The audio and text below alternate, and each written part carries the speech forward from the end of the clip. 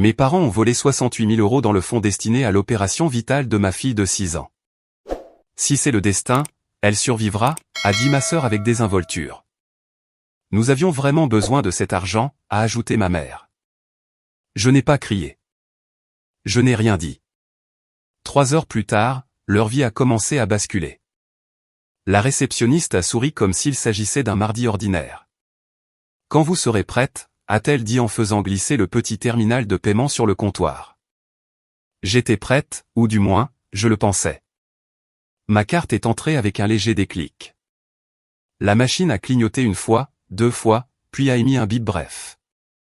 Un message s'est affiché, désolé, transaction refusée. J'ai ri, car que peut-on faire d'autre quand votre vie s'effondre à cause d'un seul mot en majuscule? Peut-on réessayer, ai-je demandé. Nous avons retenté le coup. Cela a échoué à nouveau. Le sourire de la réceptionniste s'est crispé. Appelez peut-être votre banque. J'ai hoché la tête et j'ai sorti mon téléphone. Ma main tremblait si fort que j'ai failli le faire tomber. L'application bancaire a mis une éternité à s'ouvrir. Des petits cercles bleus tournaient, comme s'ils avaient tout le temps du monde. Puis, elle s'est enfin ouverte. 0. Un écran vert plat et un chiffre qui semblait erroné. Pas bas, mais vide. Pendant 1 seconde, j'ai cru m'être trompé de compte. Je suis sorti, puis revenu. Même résultat, 0. Derrière moi, ma fille Ivy fredonnait, balançant ses pieds contre les pieds de la chaise. Ce son était si normal qu'il en était douloureux. J'ai fait défiler les transactions. Des virements, des dizaines, de petits montants, tous sortants. Mon cerveau ne traitait pas encore les chiffres, seulement la longueur de la liste. Tout va bien, a demandé doucement la réceptionniste. Oui, ai-je répondu. Ma voix ne semblait pas être la mienne. Juste un malentendu. Elle a hésité. Si vous pouvez effectuer le dépôt avant demain 9 h, nous pourrons conserver le créneau opératoire de votre fille. Après cela, il reviendra au patient suivant. J'ai hoché la tête. Je réglerai ça d'ici demain. J'ai souri, de cette façon dont on sourit quand on saigne, mais que le sang n'a pas encore atteint le sol. Le trajet du retour était flou. Le parking de l'hôpital s'est transformé en lumière d'autoroute, puisant cette longue route tranquille menant à mon appartement. Je n'entendais que la voix de la réceptionniste. Avant 9 h. J'ai appelé la banque en haut-parleur pendant qu'Ivy demandait, depuis la banquette arrière, si nous pouvions nous arrêter pour manger des pancakes. Musique d'attente. 10 minutes de mélodie. Finalement, une conseillère a répondu, polie hélas. Elle a confirmé qu'il y avait eu plusieurs virements sortant ces derniers jours. Ils ont été traités normalement, a-t-elle déclaré. Si vous pensez qu'il s'agit d'une fraude, nous ouvrirons un dossier dès demain matin. Pouvez-vous les stopper? Les annuler? Je crains que non, madame. Les transactions sont déjà finalisées. Déposez un rapport demain matin et notre équipe dédiée enquêtera. Encore une fois, j'ai dit à Ivy que nous ferions des pancakes à la maison. Elle a demandé, avec des vermicelles? J'ai répondu, bien sûr. À la maison, j'ai vidé mon sac sur le comptoir et j'ai essayé de respirer. L'appartement sentait la lessive et les crayons de couleur. Ivy a sorti ses cahiers de coloriage, s'est installée à table et a recommencé à fredonner. Elle fredonnait toujours quand elle se sentait en sécurité. Je n'étais plus sûr de savoir où se trouvait cette sécurité. J'ai ouvert l'application à nouveau, espérant un bug. Toujours 0, toujours disparu. Chaque centime destiné à son opération s'était volatilisé. J'ai repensé à la voix du chirurgien lorsqu'il avait dit, tant que nous agissons rapidement, les perspectives sont excellentes. Rapidement. J'ai saisi mes clés. J'ai dit à Ivy de prendre ses chaussures et son lapin en peluche. Elle m'a suivi sans poser de questions. Calme, de cette façon dont les enfants deviennent silencieux quand ils sentent que quelque chose ne va pas. Le temps de l'attacher dans son siège auto, ses yeux se fermaient déjà. Il était tard. Elle était épuisée. Le trajet était sombre et presque désert, les phares balayant son petit visage dans le rétroviseur. Je pouvais voir son souffle ralentir, sombre et apaisé, alors que nous tournions dans la rue de mes parents. Je me suis garé dans leur allée sous la lumière du Porsche, assez près pour pouvoir l'observer à travers la fenêtre. Elle dormait, son lapin blotti sous son menton. J'ai verrouillé les portes, vérifié 2 fois, puis je me suis dirigé vers la maison. Je pouvais encore la voir depuis le porche. Leur allée était pleine. Le van de l'entrepreneur garé sur le trottoir, les lumières allumées dans la cuisine. Quand je suis entré, l'odeur m'a frappé la première. Sur de bois, peinture fraîche, quelque chose de chimique et d'ostentatoire. Maman s'est détournée du comptoir, les cheveux relevés, une tasse à la main. « Oh, Lydia, tu m'as fait peur. Pourquoi n'as-tu pas appelé ?» Papa montrait quelque chose à l'entrepreneur sur son téléphone. Ma sœur Samantha s'appuyait contre le réfrigérateur, en train de scroller. Tout le monde avait l'air occupé, heureux, fortuné. Je leur ai dit que la carte avait été refusée. Je leur ai parlé de l'argent manquant. Papa a froncé les sourcils, marmonnant que les banques étaient inutiles. Maman a dit, « Tu stresses toujours trop. » Samantha n'a pas levé les yeux de son téléphone. « J'ai besoin de 25 000 euros, ai-je dit. Je peux probablement en couvrir 10 avec mes cartes de crédit, mais il me faut 15 immédiatement, juste pour une nuit. Jusqu'à ce que la banque règle le problème. » Ils ont échangé des regards. Cette infime hésitation entre eux a noué mon estomac. Nous venons de dépenser ce que nous avions, a dit maman. Tout est investi dans la cuisine. Elle a fait un geste vague vers les armoires brillantes, à moitié terminées, comme si c'était la preuve d'une bonne gestion. Je les ai fixées. Vous avez commencé ce matin, ai-je lâché. Nous le planifions depuis des années. Des années, ai-je répété, tout en sachant que c'était faux.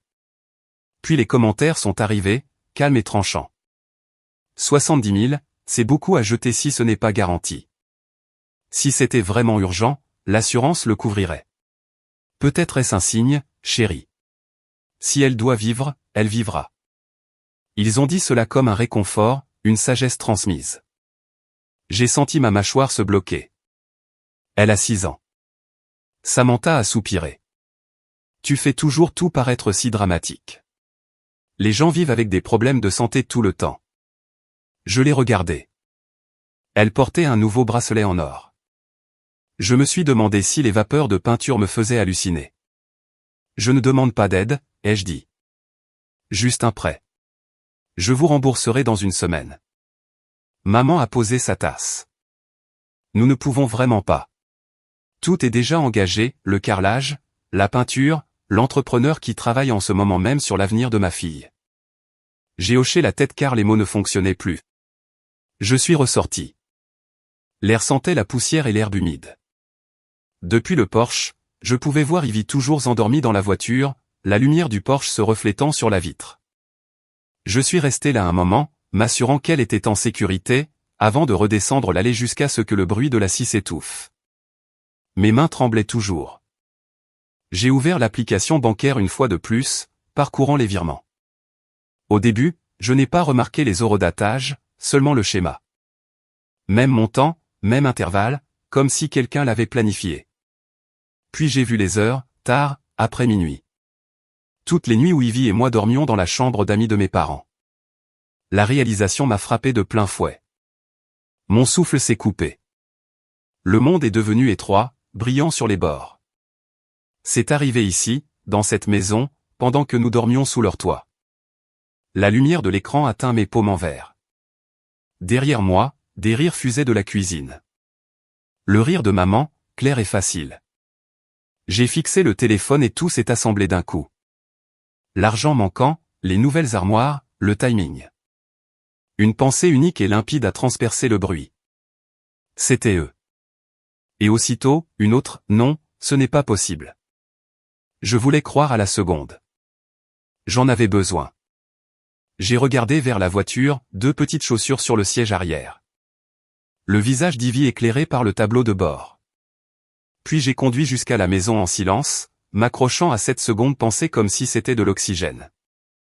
Vous connaissez ces moments où vous sentez que l'histoire se retourne contre vous, comme si un narrateur invisible venait de tourner une page que vous ne l'avez pas autorisé à lire? Je pensais que les familles se brisaient d'un seul coup. En fait, cela se fait par tranches. Samantha est née quand j'avais 2 ans, et il semblerait que ce fut le jour où le soleil a décidé de se choisir une favorite. Elle pleurait avec plus de grâce, souriait plus largement, et parvenait à rendre même ses caprices répétés. Maman disait qu'elle avait le don. Papa l'appelait sa petite étincelle. J'étais celle qui aidait. Si Samantha était le tableau, j'étais le cadre qui l'empêchait de glisser du mur. Au lycée, j'avais perfectionné l'art de l'invisibilité. Bonne note, pas d'histoire. Si quelqu'un oubliait de venir me chercher, j'attendais tranquillement jusqu'à ce qu'on se souvienne de moi. Ce genre de discipline marque. C'est la mémoire musculaire du fait d'être ignoré. L'âge adulte n'a rien changé. Samantha est restée à la maison, sautant d'un projet à l'autre. Maman se vantait de son esprit entrepreneurial. J'appelais ça le chômage, mais seulement dans ma tête. Je travaillais, payais mes factures, appris à apprécier les plats surgelés. Si mes parents le remarquaient, ils n'en parlaient jamais. Pourquoi l'auraient-ils fait? Leur préféré était toujours là, la paillette dans leur vie autrement beige. Puis j'ai rencontré le père d'Ivy. Il n'était pas la pire erreur de ma vie, mais il est définitivement dans le haut du classement. Charmant, drôle, allergique aux responsabilités, l'un de ces hommes qui parlent comme un futur mais agit comme des vacances. Quand je suis tombée enceinte, il s'est volatilisé avec l'efficacité d'un magicien. Maman a dit, tu peux encore réparer ça. Papa a dit, ne gâche pas ta vie. Samantha n'a rien dit, elle a juste souri comme si elle regardait le naufrage le plus lent du monde. Je n'ai rien réparé. J'ai eu Ivy. Elle était petite, rouge, furieuse contre le monde, et la première personne à me regarder comme si j'étais quelqu'un de bien. Puis sont arrivés les dossiers médicaux. Cœur, poumon, des mots que je ne savais pas prononcer, suivis de chiffres qui ressemblaient à des comptes à rebours. Les hôpitaux sont devenus notre seconde maison. Mes parents ont rendu visite une fois, ont apporté des fleurs achetées à une station-service et une leçon sur le fait que l'amour ne paie pas les factures. J'ai dit merci. Je ne le pensais pas. Pendant des années, il n'y a eu qu'Ivy, moi et un manège de médecins. Je passais des tableurs aux salles d'attente, des factures aux perfusions. J'ai appris à simuler le calme, à sourire, à hocher la tête, à signer le formulaire, à pleurer plus tard sur le parking. J'étais doué pour ça. C'est en forgeant qu'on devient forgeron. Puis, le mois dernier, un médecin aux yeux bienveillants a prononcé un mot que je n'avais jamais entendu auparavant. Curable. Pas gérable. Pas à long terme. Curable. Une nouvelle chirurgie, expérimentale, coûteuse, prometteuse. L'assurance a haussé les épaules. Le devis, 70 000 €. Mon compte courant, une blague. Alors, j'ai fait ce que je fais toujours. J'ai travaillé plus dur, j'ai refinancé la maison, vendu la voiture, vidé mon compte retraite car, apparemment, je n'avais pas besoin d'un futur tant qu'Ivy en avait un. Quand le dernier virement est passé, j'ai fixé le chiffre sur mon application bancaire. 68 000 €.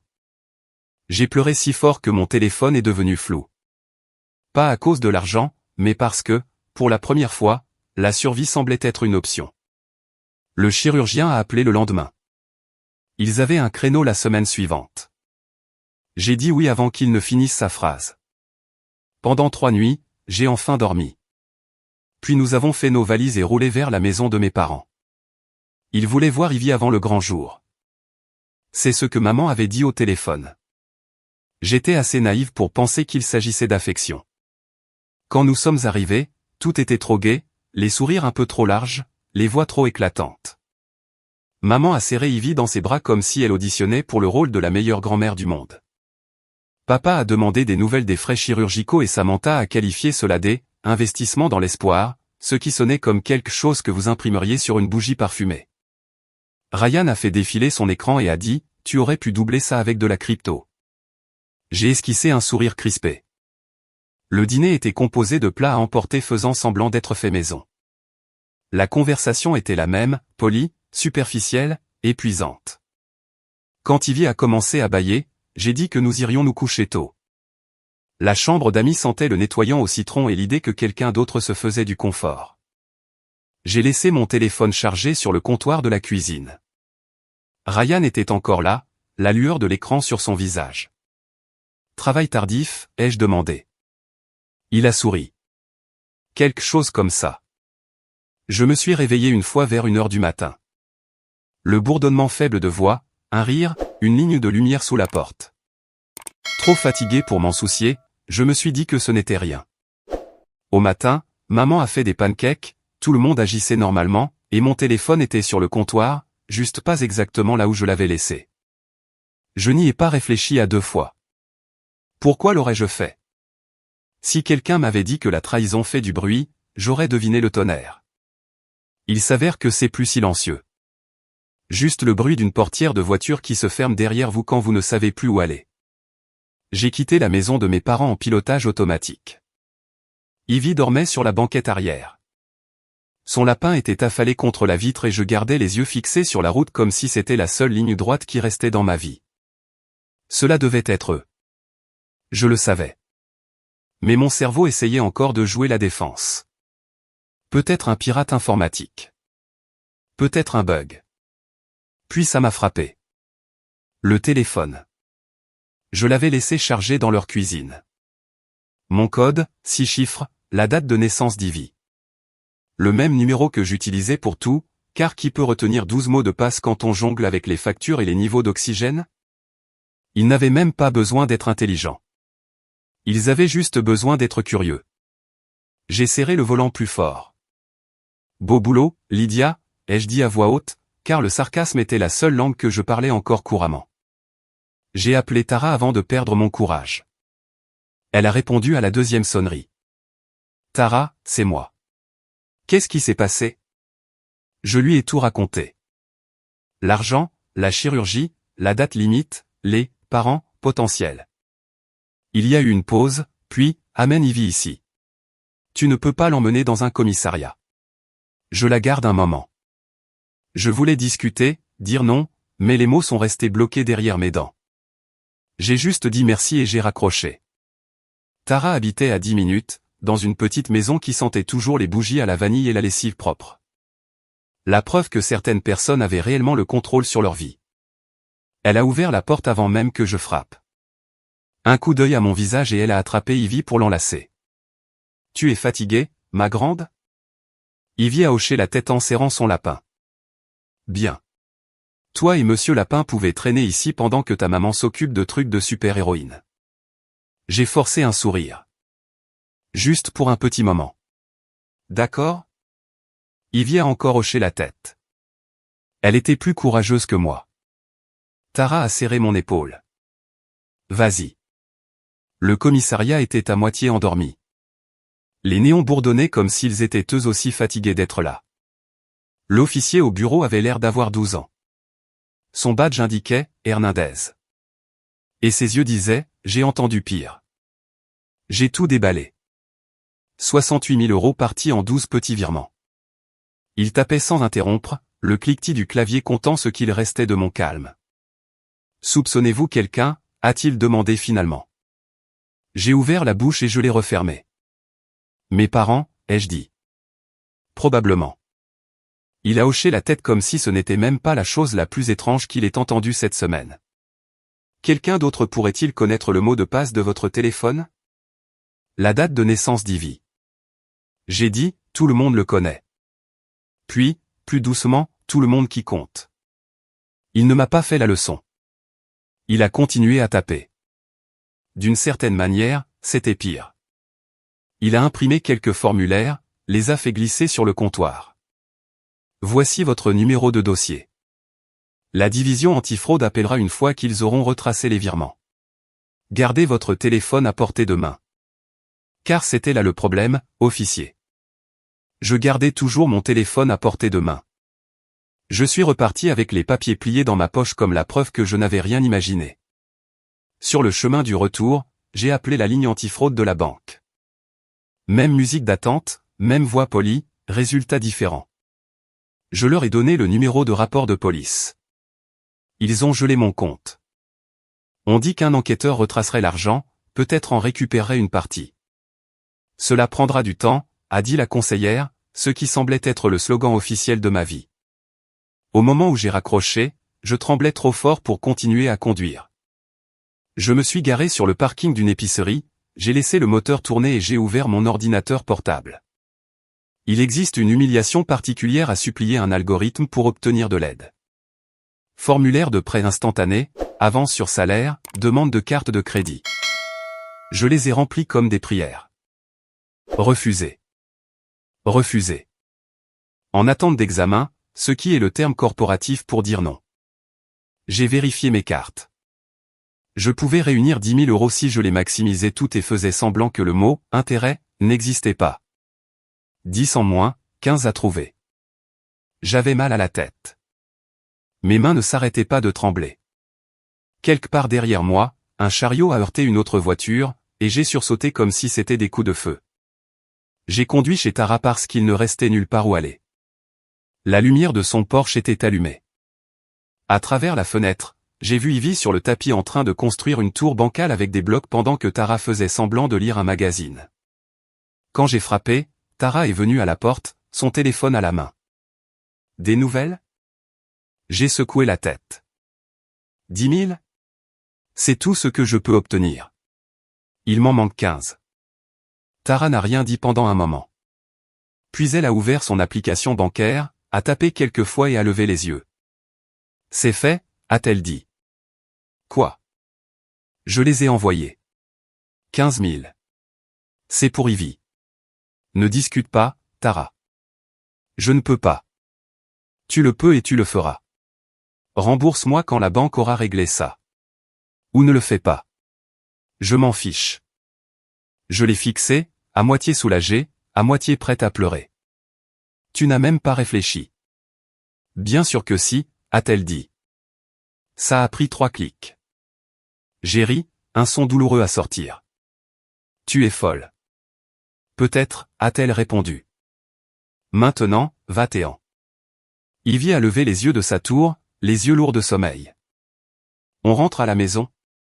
Oui, bébé, ai-je dit. On rentre à la maison. De retour à l'appartement, je l'ai bordée dans son lit. Elle dormait avant même que j'aie fini de lisser la couverture. Je me suis assise à la table de la cuisine, j'ai ouvert mon application bancaire une fois de plus et j'ai attendu. Une notification a clignoté à l'écran. Virement reçu. 15 000 €. Pendant une seconde, j'ai juste fixé le chiffre. Puis j'ai ri à nouveau. Un rire calme, tremblant, de ceux qui vous fuient par les côtes plutôt que par la gorge. 68 000 € volés, 25 000 sauvés, une petite fille qui respire encore à côté de moi. J'ai considéré ça comme une victoire pour la nuit. À 8h30 le lendemain matin, j'étais assise sur le parking de la clinique, serrant le volant comme s'il s'agissait d'un gilet de sauvetage. Dans mon téléphone se trouvaient exactement 25 000 €, 10 000 grattés sur mes propres cartes, 15 000 envoyés par Tara. Chaque fois que je regardais le chiffre, je m'attendais à moitié à ce qu'il disparaisse encore. Les portes vitrées se sont ouvertes quand je suis entré. La même réceptionniste qu'avant. Le même sourire trop éclatant. Elle pensait probablement que j'avais juste eu besoin d'un jour pour réorganiser mes comptes. Bonjour, a-t-elle dit. Prête à régler ce dépôt. Prête ? Quel mot ? J'ai tendu ma carte. La machine a clignoté, a réfléchi, puis a émis son petit bip d'approbation numérique. Payé. Fait. Le son était si petit qu'il n'aurait pas dû avoir d'importance, mais j'ai failli pleurer quand même. La réceptionniste a imprimé un reçu et a dit « Félicitations, le créneau de votre fille est confirmé pour mardi ». Elle avait l'air sincèrement heureuse pour moi. Je l'ai enviée. Je suis ressorti et je me suis assise sur le trottoir, laissant le froid mordre à travers ma veste jusqu'à ce que les tremblements cessent. Je me suis dit que je devrais ressentir du soulagement, mais tout ce que je ressentais, c'était que je vivais en sursis. Sur le chemin du retour, mon téléphone a sonné. Maman, clignotait sur l'écran. J'aurais dû laisser aller sur la messagerie, mais les vieilles habitudes meurent comme des cafards, lentement et avec trop de bruit. Allô ? Elle n'a pas perdu une seconde. Comment as-tu pu appeler la police pour nous ? Pas de salutation, pas de culpabilité, juste de l'indignation. J'ai ri, ce qui n'a probablement pas aidé. Je n'ai pas appelé la police contre vous, maman. J'ai signalé un crime. Tu es incroyable. Après tout ce que nous avons fait. Quoi, comme voler le fonds d'opération de ma fille ? C'est ridicule. Elle a claqué. Nous n'avons pas ton argent. Puis la voix de papa a coupé depuis quelque part près du combiné. Tu détruis cette famille, Lydia. Pour ces bêtises médicales. Bêtises médicales. Celle-là a failli me faire rire à nouveau. J'ai dit, c'est une chirurgie vitale, papa. Pour Ivy. Il a marmonné quelque chose sur le fait que j'étais dramatique. Maman a repris le téléphone. Tu continues de jeter de l'argent dans cet enfant comme si c'était un puits à souhait. Peut-être est-ce un signe d'arrêter. Un signe, de l'univers. Je me suis mordu la langue si fort que j'ai senti le goût du métal. Tu sais quoi, ai-je dit. Si c'est un signe, je le prendrai comme tel. Un signe de ne plus jamais vous parler. J'ai raccroché avant qu'elle ne puisse trouver quelque chose de pire à dire. Pendant quelques secondes, la voiture est restée silencieuse, sauf pour ma propre respiration et le son du livre audio d'Ivy jouant à l'arrière. Puis j'ai monté le volume jusqu'à ce que je ne puisse plus m'entendre penser. 3 jours plus tard, la police a appelé. Pas le gamin qui avait pris ma déposition. Un détective, cette fois. Mademoiselle Alden, nous avons retracé la plupart des virements, a-t-il dit, la voix stable, professionnelle. Pouvez-vous venir? Ces mots sonnent toujours de manière décontractée dans les films. Dans la vraie vie, il serre quelque chose autour de votre gorge. Au commissariat, il m'a montré une feuille de papier couverte de lignes et de chiffres que je comprenais à peine. Tout ce que j'ai vu, c'était un nom, ou plutôt un nom d'utilisateur. Shadowvib 89. Il a tapé dessus. C'est là que la majeure partie de l'argent a fini. Ça vous dit quelque chose? Ça me disait quelque chose. Le pseudo de joueur de Ryan. Le petit ami de ma sœur, le génie de la crypto, l'homme qui m'avait souri devant un plat à emporter alors que ma fille s'endormait à 3 mètres de lui. J'ai fixé l'imprimé. C'est lui. Le détective a hoché la tête comme s'il s'attendait à ce que je le dise. Nous allons faire le suivi. Faire le suivi, sonner poli. Je voulais que ça sonne comme des menottes. Je suis sorti sur le parking et je me suis assise dans la voiture, moteur éteint, mes mains tremblant sur le volant. La trahison ne me surprenait même plus. Elle s'est juste installée, lourde et permanente, comme de la poussière que vous avez cessé d'essayer de nettoyer. 2 jours plus tard, le détective a rappelé. Ils avaient assigné la plateforme d'échange. Le compte appartenait à Ryan, vérifié avec son email, sa photo d'identité. La moitié de l'argent avait déjà été convertie en euros et envoyée sur le compte de mes parents. La rénovation de la cuisine, l'entrepreneur, le timing, tout s'alignait comme des dominos tombant au ralenti. Nous les tenons, mademoiselle Alden, a-t-il dit. Mon nom semblait étranger dans sa bouche. J'ai raccroché et je suis resté assise là pendant un long moment, à fixer le vide. Le lendemain matin, la banque a appelé. Ils avaient vérifié le rapport de police et approuvé un crédit provisoire. Des fonds temporaires, a dit la conseillère, jusqu'à ce que l'affaire soit résolue. Je n'ai pas demandé combien de temps signifiait « temporaire ». Temporaire, allait bien. Temporaire, suffisait. Ce soir-là, j'ai payé la première partie des frais préopératoires. Le total de la facture ressemblait à un numéro de téléphone, mais au moins mon solde n'était plus à 0. Quand Ivy s'est enfin endormie, je suis resté longtemps dans l'encadrement de la porte, à regarder sa respiration. La chambre sentait le shampoing à la lavande et la légère douceur du sirop du petit déjeuner encore sur son oreiller. Sa poitrine montait et descendait régulièrement, son lapin blotti sous son menton.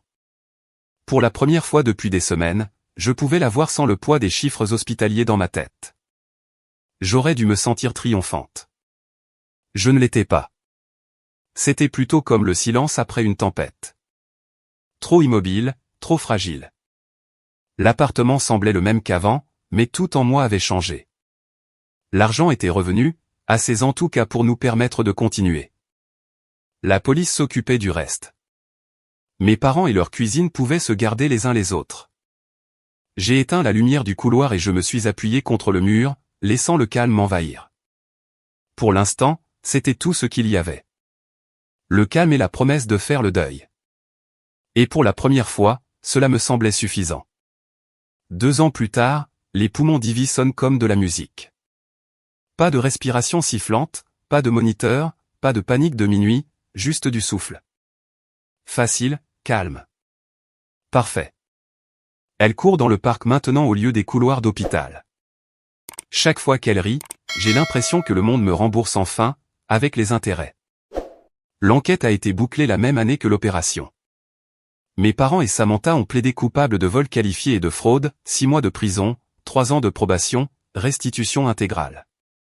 Ryan a accepté un accord pour complicité après les faits. C'était lui qui les avait aidés à déplacer l'argent, convaincu que la crypto était invisible. Elle ne l'était pas. Lors d'une des audiences, Ryan a dit qu'il pensait que les virements étaient autorisés, qu'il leur rendait juste service. La défense de ma mère était, nous avions vraiment besoin de l'argent. Entre les deux, on aurait presque dit qu'ils avaient volé par charité. Finalement, le juge n'y a pas cru. Ils ont dû vendre la maison pour tout rembourser. La restitution, les frais juridiques, la cuisine. Ils n'ont jamais pu en profiter. J'ai récupéré chaque euro, plus les intérêts. Ils ont obtenu un casier judiciaire et se sont retrouvés l'un l'autre. J'ai obtenu la paix. Je ne leur ai plus parlé depuis le prononcé de la peine. Aucun appel, aucun message, aucune fausse excuse, juste le silence. Le meilleur genre d'héritage. Ivy est en bonne santé. Je suis solvable. Et pour une fois, nous respirons toutes les deux tranquillement. Alors, qu'en pensez-vous? Suis-je allé trop loin ou pas assez? Faites-le moi savoir dans les commentaires et abonnez-vous pour